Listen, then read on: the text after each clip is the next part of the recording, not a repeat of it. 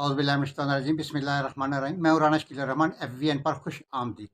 नाज़रीन, आज आपके साथ कोई दो तकरीबन दो खबरें हैं।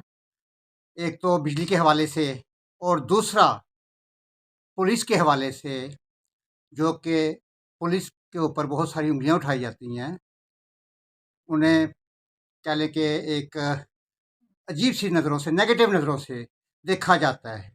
लेकिन जब आप इसके ऊपर हक़ाइक़ जानेंगे तो आप मेरा यकीन है कि आप पुलिस को किस तरह याद करेंगे, ये मैं आपको आगे चल के बताता हूँ। तो नाज़रीन, सबसे पहले चलते हैं वापडा की एक कहानी। वापडा की कहानी, ये हमारे कायद मियाँ नवाज़ शरीफ साहब ने 1997 में इसका एक आगाज़ किया था कि 1997 में मियाँ नवाज़ शरीफ साहब ने, जो वापडा के चेयरमैन थे, एक आर्मी के रिटायर्ड जनरल लगाए गए थे।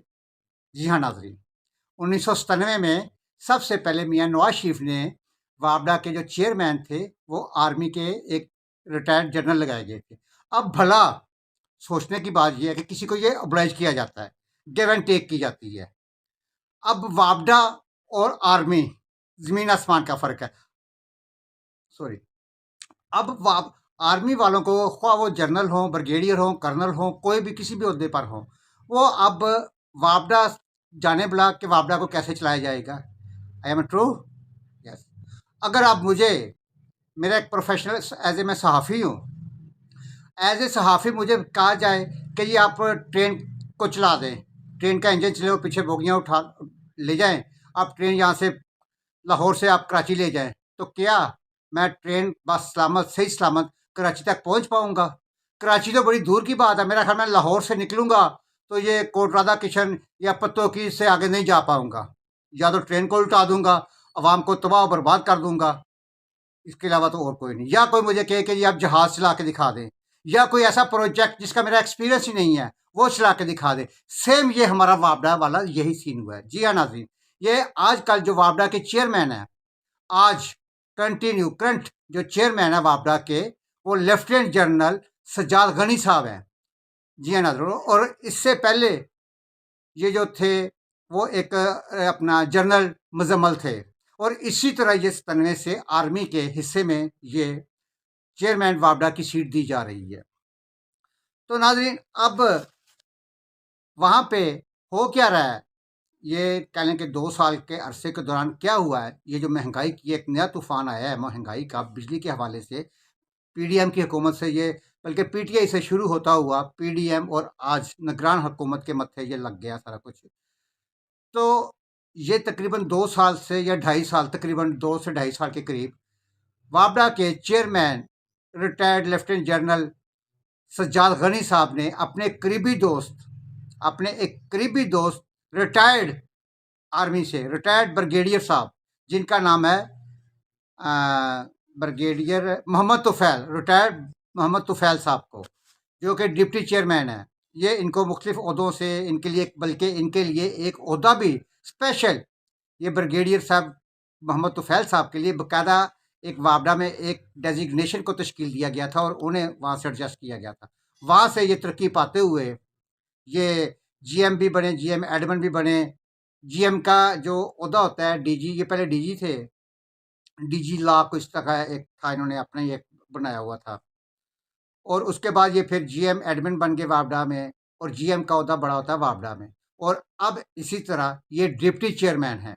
जी नाज़रीन, ये मोहम्मद तुफ़ैल साहब, ब्रिगेडियर मोहम्मद तुफ़ैल साहब इस वक्त डिप्टी चेयरमैन की सीट पे काम कर रहे हैं। और नाज़रीन की सहूलियात सुनिएगा, परेशान हो जाएंगे आप, कि 1100 यूनिट ब्रिगेडियर तुफ़ैल साहब इस वक्त ले रहे हैं, 1100 यूनिट। और उसके बाद इनको 2 बड़ी गाड़ियां दी गई हैं। और उसके बाद चेयरमैन साहब ने, जो एक अपना घर है, इनका एक अपना घर है इस्लामाबाद में, इनका अपना घर है, जहाँ पे इन्होंने वही अपने घर को किराए पे लिया हुआ है। वापडा, किराया वापडा से लिया जा रहा है, और अपने घर को वो रेंट आउट किया हुआ है, और जहाँ पे ये बैठते भी होंगे, ज़ाहिर है बैठते होंगे, या जहाँ भी बैठते होंगे। और उसके बाद लाहौर में इनका एक गेस्ट हाउस है, और उस गेस्ट हाउस में 3 से 4 कमरे इन्होंने ऑलरेडी बुक किए हुए हैं वापडा जहाँ से किराया दे रहा है, और ठहरते कौन है, यही साहब आके उधर ठहरते हैं।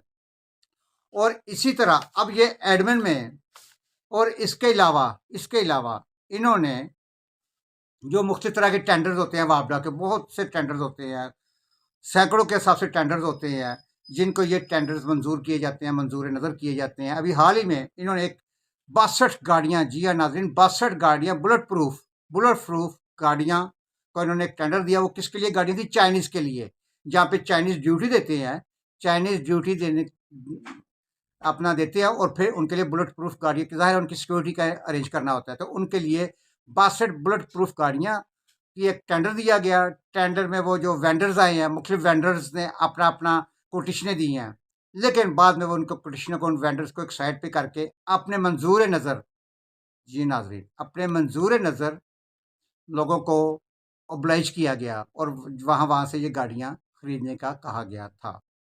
और इसी तरह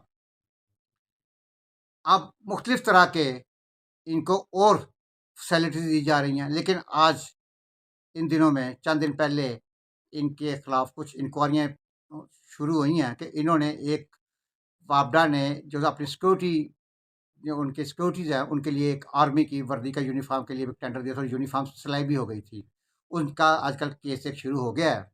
बहरहाल, मतलब ये मैं आपको एक छोटी सी एग्जाम्पल बता रहा हूँ नाजरीन, कि ये वापडा के वाइस डिप्टी चेयरमैन साहब, रिटायर्ड ब्रिगेडियर तुफैल साहब की एक छोटी सी, उनको एक नवाज़शात की जा रही, मैं नवाज़शात ही कहूँगा, 1100 यूनिट।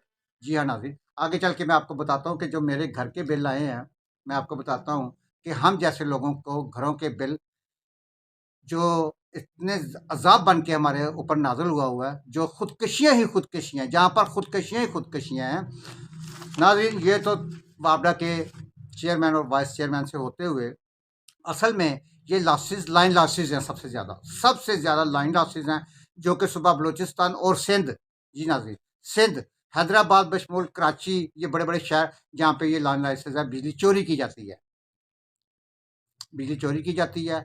और उसके बाद आई थिंक, मेरा ख्याल है कि 39 करोड़ यूनिट जो सालाना, 39 करोड़ यूनिट जो है वो फ्री दिए जा रहे थे, जैसे कि अब 1100 यूनिट ब्रिगेडियर साहब को दिए जा रहे हैं, और इसी तरह 39 करोड़ यूनिट, आई थिंक मेरा ख्याल है कि यही फिगर होगी इसके राउंड अबाउट। आप ये देखिए कि सारा बोझ कहाँ पे पड़ रहा है? अवाम के ऊपर पड़ रहा है नाज़रीन। उसके बाद आप अंदाज़ा कर लें कि इस वक्त तक इस्लामाबाद में खुदकशी हो चुकी है, 3 से 4 खुदकशियाँ। अभी आप वीडियो भी शायद, अगर तो कोई मसला ना हुआ यूट्यूब पे, मैं आपको वो वीडियो भी दिखाने की कोशिश करूँगा कि फैसलाबाद में अभी 2 दिन पहले एक गरीब मज़दूर ने खुदकशी की है, सिर्फ़ बिजली के बिल की वजह से। साहिवाल में खुदकशियाँ हो रही हैं, नौजवान लड़के, जवानों ने खुदकशियाँ की हैं सिर्फ़ बिलों की वजह से। मुल्क, पूरे मुल्क में हर जगह बड़ी-बड़ी फ्लेक्सें लगी हुई हैं, बड़ी-बड़ी फ्लेक्सें लगा के लोग एहतजाज की तरफ आ रहे हैं, और मेरा ख्याल है कि ये एहतजाज अब रुकेगा नहीं, ये एहतजाज अब इनके गले पड़ेगा। और इसमें सबसे ज़्यादा नुकसान किसको हुआ है? नून लीग को। मेरा ख्याल है कि अब नवाज़ शरीफ पाकिस्तान नहीं आएँगे, और ना ही वो इलेक्शन की तरफ आएँगे। नून लीग की सियासत को जरदारी साहब ने ख़त्म करके रख दिया है, और जिसमें मेन किरदार नवाज शरीफ साहब खुद है, नून लीग खुद है, अपनी सियासत को दफनाने में। अब ये लॉलीपॉप देंगे, हम ऐसे कर देंगे, वैसे कर देंगे, वो इमरान खान और नवाज शरीफ, अब कुछ नहीं हो सकता, कोई भी आ जाए कुछ नहीं हो सकता, कि जबकि इस तरह की चीज़ों को कंट्रोल नहीं होगा। ये जो 1100 यूनिट फ्री हैं, अब ये 1100 यूनिट सिर्फ एक डिप्टी चेयरमैन को फ्री हैं। अब चेयरमैन साहब के लिए क्या सहूलत होंगी, आप इस चीज़ का अंदाज़ा कर लीजिए कि वो क्या-क्या सहूलियत ले रहे होंगे वापडा की तरफ से। नाज़रीन, आज मैं आपको दिखाता हूँ कि मेरा जुलाई का बिल, जी हाँ नाज़रीन, जुलाई का बिल 433 यूनिट का था, 16,871। कितने यूनिट का? 433 यूनिट का। अब अगस्त का जो बिल आया है मुझे, 19,201 यूनिट। कितने हैं? 390, 390 यूनिट हैं, और बिल कितना है? 19,201। और इसका डिफरेंस कितना है? पिछले जो जुलाई का बिल का 2,330 रुपये ज़्यादा आया है। मतलब कि उस वक़्त 433 यूनिट जुलाई में यूज़ हुए हैं, और अगस्त में 390 यूनिट, 43 यूनिट कम इस्तेमाल हुए। अब 43 मल्टीप्लाई 60 और 50 और 60 के दरमियान रेट चल रहा है जो यूनिट का है। अब इसको मल्टीप्लाई कीजिएगा, देखिएगा ये बिल जहाँ पे 7-8 हज़ार रुपया सिर्फ एक महीने में इतना डिफरेंस है, बिल ज़्यादा आया। तो खुद वहाँ पे खुदकशी नहीं होगी तो और क्या होगा? कितनी देर तक उधार सुधार इधर से उठा उधर से उठा के बिल सर्वाइव करें, या घर की चीज़ें बेच कर लोग आवाम बिल दे रही है। अब जिन लोगों के पास घर की चीज़ें भी नहीं हैं, उन्हें किसी से सपोर्ट भी नहीं मिल रही, तो खुदकशी के अलावा कोई चारा नहीं है। इसका ज़िम्मेदार कौन है? ये तमाम जमातें, ये तमाम हुकूमत। किधर है वो मुंशी इसहाक? मुंशी इसहाक डार किधर है? टेक्निकल आदमी, वापस पाकिस्तान तुम्हें आना पड़ेगा। आओगे? शहबाज शरीफ साहब किधर हैं? सब भाग गए हैं। हम आपको पहले कहते थे इन लोगों ने पाकिस्तान नहीं रहना। मैं नून लीग का वर्कर था, लेकिन यकीन करें कि मैं 10 दफ़ा भी पैदा होकर जन्म लेके तो नहीं है हमारे मुसलमानों में, लेकिन एक एग्जाम्पल बनी हुई है कि नून लीग को वोट नहीं दूंगा। ये सब अपने अपने खुदगर्ज लोग हैं। नाज़रीन, इनकी हिस्ट्रियाँ उठा के देख लें कि सियासत से आने से पहले इनके क्या असासे थे। वो नवाज शरीफ हों, आसफ जरदारी हो, मौलाना फजल रहमान हो, तमाम तमाम ये सियासतदान हों, इनके पहले असासे क्या थे और आज इनके असासे क्या है? क्या ये इतने मतलब कि दौलतमंद है कि इनके कारोबार इस रूज पे पहुंचे हैं कि सिर्फ यही लोग अमीर से अमीर तर होते गए, या इन जैसे जो लोग इनके साथ मिले हुए थे वही अमीर होते गए, और जो गरीब आवाम थी वो गरीब से गरीब तर होती गई। आखिर मुंशी मरना है आपने, आप सब ने मरना है, और हिसाब तो देना पड़ेगा ना, हिसाब तो देना पड़ेगा। नाज़रीन, आप चलते हैं दूसरी स्टोरी की तरफ, दूसरी खबर की तरफ, कि मैं अप्रिशिएट करता हूँ पुलिस को। जी नाज़रीन, सबसे पहले लिया में एक 15 पर कॉल आती है, एक गरीब आदमी की 15 पर कॉल आती है, 15 पर के जनाबे वाला मैं बहुत गरीब आदमी हूँ, मेरे पास आज कुछ दिन से खाने पीने को कुछ नहीं, मेरे बच्चे भूखे प्यासे बैठे हुए हैं, तो प्लीज़ मेहरबानी करके हमारी मदद की जाए। ये कॉल जब डीपीओ साहब तक पहुंचती है तो डीपीओ साहब फौरी तौर पर निकलते हैं, बाजार से अपने साथ अपनी पुलिस को लेते हैं और राशन की गाड़ी भरते हैं, पूरा राशन लेते हैं और राशन का गाड़ी लेकर सीधा 15 पर जहाँ से कॉल की जाती है वहाँ पे पहुँचते हैं, और वो देखते हैं कि वाक़ई उस घर में ज़रूरत थी और आदमी वो बेचारा पता नहीं कितने दिनों से भूखा बैठा हुआ था। तो वो तमाम जाके वो राशन है डीपीओ साहब ने उस बंदे को दिया, उस ज़रूरतमंद को दिया। और इसी तरह ही नाज़रीन, उन्होंने फिर पूरा वो गाँव विज़िट किया, फिर उन्होंने ड्यूटी लगाई कि ये जो-जो ज़रूरतमंद है, जो-जो ज़रूरतमंद है, उनको ये दी जाए, ये इनकी ज़रूरियात की जाए, राशन तक़सीम किया जाए। और 2 दिन पहले 2 दिन पहले, जी नाज़रीन, 2 दिन पहले सियालकोट के एक गाँव में 15 पर कॉल चली है सियालकोट में, और 15 पर कॉल चलने के बाद जब एसएचओ साहब ने कॉल सुनी है, तो एसएचओ साहब ने फ़ौरी तौर पर अपनी टेबल से उठे, अपनी जेबों की चेक किया कि कितने पैसे हैं।